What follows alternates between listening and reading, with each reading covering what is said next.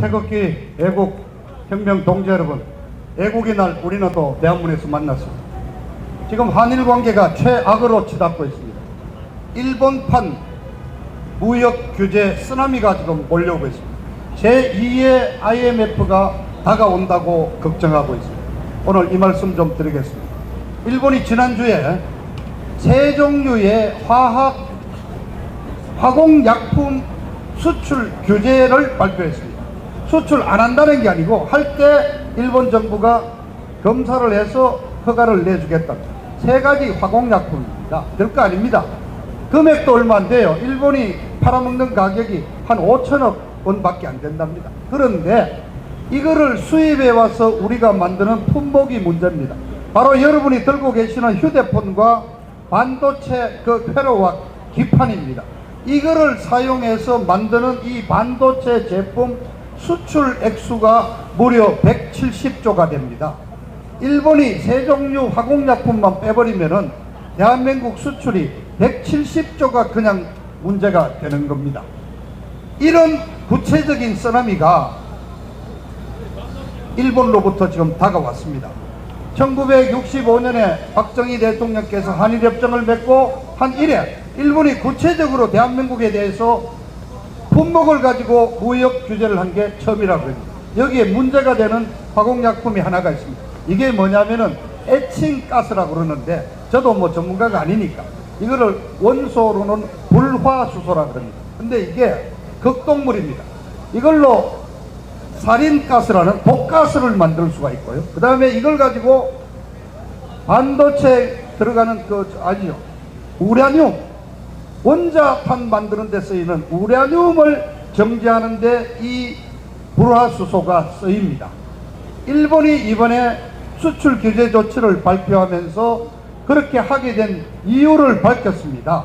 자, 한국 어느 수입업체가 이 불화수소를 일본로부터 다량으로 수입을 해 갔는데 그 행방이 묘연하다 이거예요. 한국의 고객은 딱 두 개입니다. 삼성전자와 SK하이닉스입니다. 근데 어디로 들어갔는지 상당 부분이 어디로 없어졌는데 우리가 보기에는 그게 북한으로 간 게 아니냐. 그렇다면은 북한 핵무기 만드는데 일본 수입산 불화수소를 북한으로 보내줬다는 얘기입니다. 그래서 국제 안보상에 문제가 생겼기 때문에 이 화공약품의 수출을 우리가 지켜보겠다 이렇게 된 겁니다. 여러분, 만일 이 일본 측 주장이 사실로 판명이 되면은 대한민국 정부는 유엔 제재를 명백하게 위반한 거고, 그것도 아니고 핵무기 만드는 핵심 화공 제품을 수출한 거 되니까 테러 지원국으로 지정이 됩니다. 어마어마한 일입니다 이게. 그런데 한국 정부의 좀 반응은 어떻습니까? 무조건 그런 사실이 없다고 부인을 하고 일본 놈이 나쁜 놈이다, 이 무역 규제 조치를 하는 거는 불합리하다 해서 세계 무역기구에 제소를 하겠다. 아니 재판해가지고 결론 날라면 1년 반 2년 걸리는데, 아니 지금 삼성전자 SK하이닉스에 이 재고가 3개월분밖에 없대요.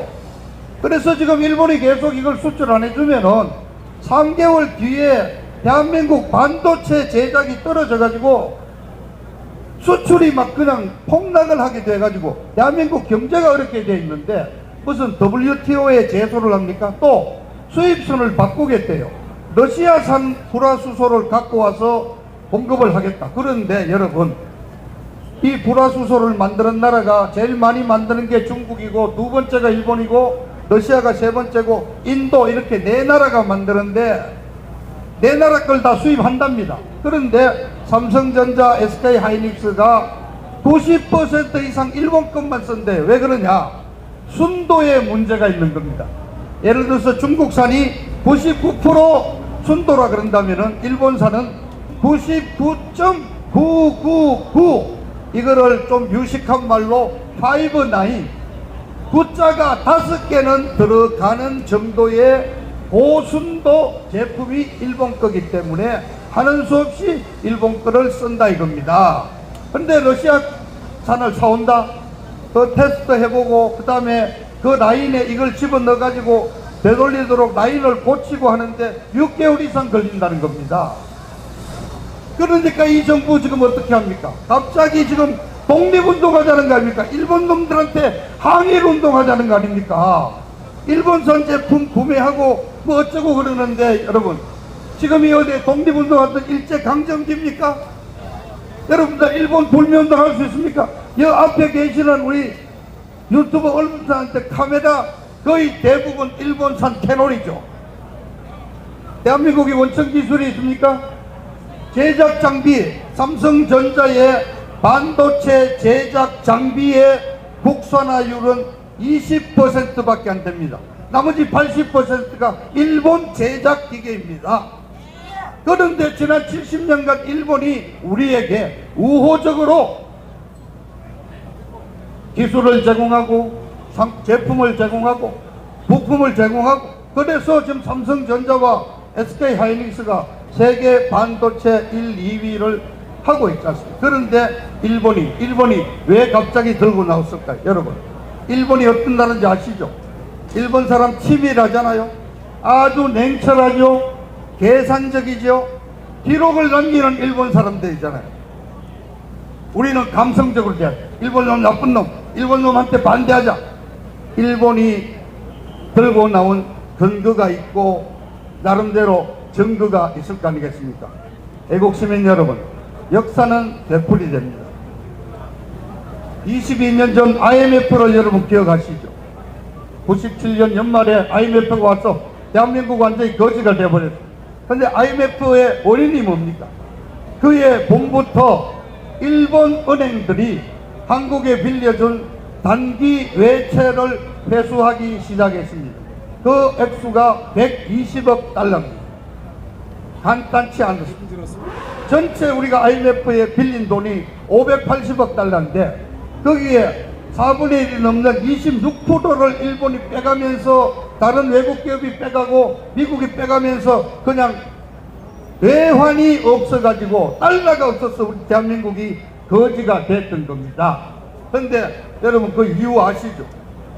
한 15년 1995년 11월 달에 김영삼 대통령이 유명한 말을 남겼죠. 뭐 하다가 성질이 나가지고 일본 놈들 버르장머리를 고치겠다고 얘기했어요. 이게 대서특필이 됐어요. 아랫사람한테도 함부로 하기 어려운 망언을 일본 국민 전체를 대상으로 OS가 내질렀습니다. 일본이 기다렸다가 바로 2년 되는 1년 반 지나가지고 97년 달러 빼버린 겁니다. 지금 똑같은 일이 벌어지고 있습니다. 22년 만. 여러분 문재인이가 17년 5월 9일 날 대통령 당선되고 나서 한 며칠 있다가 아베 일본 총리와 통화를 했습니다. 처음 통화를 하는데 그건 뭡니까? 서로 덕담 주고받는 거 아닙니까? 뭐 축하한다, 이제 좀 잘해보자 하는데 그 전화에서 문재인이가 뭐를 얘기했는지 아십니까? 위안부를 보상을 해주고 문제를 해결하기 위한 화해치유재단을 오늘 당장 활동 중단하고 없애겠다 그랬습니다. 박근혜 대통령이 한일 관계를 어떻게인가 봉합해 보려고 고심 끝에 2년 넘게 고심해서 만들어낸 2015년 12월 달에 만들어낸 화해치유재단 없애겠다고 첫 통화했어요. 바로 문재인이가 아베 총리한테 첫 통화에서 반일하겠다고 아예 선전포고를 한 겁니다. 그렇지 않습니까 여러분? 그리고 작년 11월 달에 작년 10월 달에 아니 65년 한일 청구권 회담 때 다 이미 정리된 징용자들에 대한 개별 청구권을 인정하는 판결을 내려가지고 포항 제철에 일본 도요타 제철이 투자해 놓은 돈이 좀 있는데 그거를 한국 정부를 시켜서 압류를 했지 않습니까? 일본이 기다렸다가 그거를 이유로 삼지 않고 핵무기 제조 원료가 되는 불화수소를 가지고 딱 국제 안보 문제를 걸어가지고 수출 규제를 해버렸죠. 자, 오죽하면 삼성의 이재용 부회장이 바로 토요일날 보따리 싸갖고 일본 가서 지금까지 일본서 헤매고 있지 않습니까? 3개월 뒤면은 반도체 못 만드는 겁니다, 여러분. 그 정도가 아닙니다. 일본 정부가 이미 얘기했습니다. 24일까지 일본 정부가 검토를 해서 지금 현재 일본이 해외에 주는 수출을 무제한으로 해주는 특혜를 주는 국가가 27개. 이거를 화이트 국가라 그러는데 한국을 빼겠다던가. 이거 빼면은 이제 대한민국은 수백 개 제품이 일본에서 받아와야 되는데 일본 수출 허가를 받아야 되는 겁니다. 대한민국 경제 폭망하는 겁니다. 그래서 일본에서 이미 일본엔 언론들 없습니까? 일본 언론들은 반한 감정을 막 불러일으키고 있습니다. 어느 일본 언론은 4개월 뒤면은 제2의 IMF가 올 수도 있다. 일본 경제 쓰나미가 오면. 자, 여러분, 자, 이거를 이 문재인 정부가 우리한테 지금 항일운동 하라고 지금 버티고 있어요. 이게 항일운동으로 해서 될 일입니까? 아니, 관세청 동원해서 수입 통관 서류 갖고 와서 애칭가스 수입한 놈 누군지 딱 찾아가지고 삼성하고 SK가 어디가 얼마 쓰는지 딱 하면 계산이 나오는 건데 왜 이렇게 계산적으로 접근하지 않고 우리 감정적으로 합니까? 이거는요, 외교의 실패입니다.